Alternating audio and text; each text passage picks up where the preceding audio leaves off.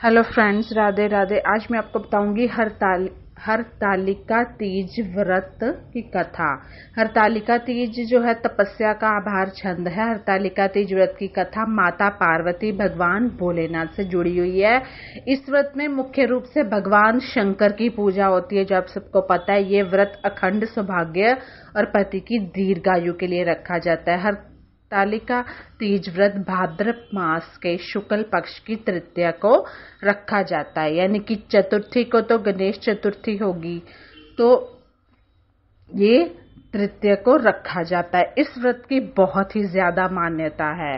हरतालिका तीज व्रत की कथा है के अनुसार महाराज दक्ष के द्वारा किए यज्ञ में जब माता सती ने अपने पति का अपमान बर्दाश्त नहीं कर पाई थी और यज्ञ की हवन कुंड में कूदकर आत्मदाह कर लिया था और अगले जन्म में राजा हिमाचल की पुत्री पार्वती के रूप में जन्मी थी, उससे संबंधित कथा है।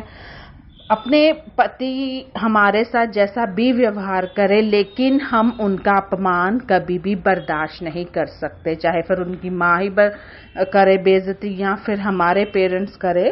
तो इसी वजह से ये प्रथा शुरू से ही चली आ रही है। राजा हिमाचल अपनी पुत्री का ब्याह भगवान विष्णु से कराना चाहते थे।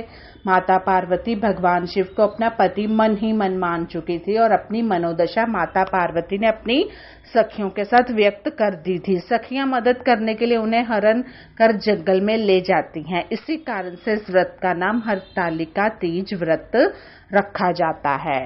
और इसका इतना महत्व है, कहते हैं कि अगर आपको या आपके पार्टनर को कोई प्रॉब्लम चल रही है, ये व्रत अगर जिंदगी में एक बार रख लो तो सारे जीवन रखना पड़ता है, लेकिन इस व्रत में बहुत शक्ति है। जंगल में माता पार्वती भगवान शिव की मिट्टी की प्रतिमा बनाकर तपस्या करने लगी। भगवान शिव उनकी तपस्या से खुश होकर उन्हें पत्नी के रूप में स्वीकार किया। और इस व्रत में हमारी संस्कृति की कविता गूंथी हुई है, एक तरह की ध्यान मगनता है। इनका अमृत फल है संबंधों का संचयन, राग भरे संबंधों की प्राप्ति का संवेदनशील शिल्प। ये व्रज निर्जला होता है। इसका अर्थ है स्वयं में ही तरलता खोज ली जाए। इस व्रत में ऋतु फल का ही नैवेद्य चढ़ाया जाता है। ऋतु फल का नैवेद्य क्यों चढ़ाया जाता है? क्योंकि जब पार्वती जी जंगलों में तपस्या करती थी तो वहां उनको ये जो फल मिलता था, जो पत्ते उनको मिलते थे, उन्हीं से वो शिव जी की पूजा अर्चना करते थे। पार्वती जहां तपस्या करती थी एक जंगल था और जंगल की झाड़ियों में यही सामा के पौधे ही मिलते थे, जिसे नैवेद्य के रूप में माता पार्वती भगवान भोलेनाथ को चढ़ाती थी। और इस व्रत में रात्रि जागरण की जाती है। जागरण के दौरान महिलाएं भक्ति गीत कीर्तन जागरण करती हैं, पर यह सब संयुक्त परिवार की खूबसूरती होता था।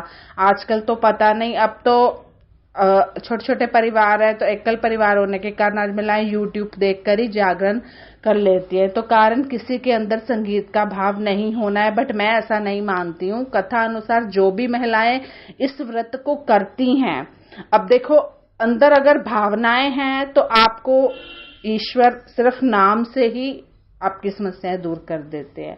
हरतालिका तीज व्रत एक बार हम करते हैं तो यह जीवन व्रत बन जाता है, माना जाता है। इस दिन स्त्रियां 16 श्रृंगार कर भगवान शिव माता पार्वती की आराधना करती हैं और अपने पति के अखंड सौभाग्य की प्रार्थना करती हैं। और कुछ लोगों का मानना है इस व्रत को नहीं कर सकते क्योंकि हमारी जाति, हमारे परिवार में ये व्रत नहीं है, यानी प्रचलन नहीं है। परंतु भगवान शिव की पूजा करने में भला क्या चलन और क्या नहीं।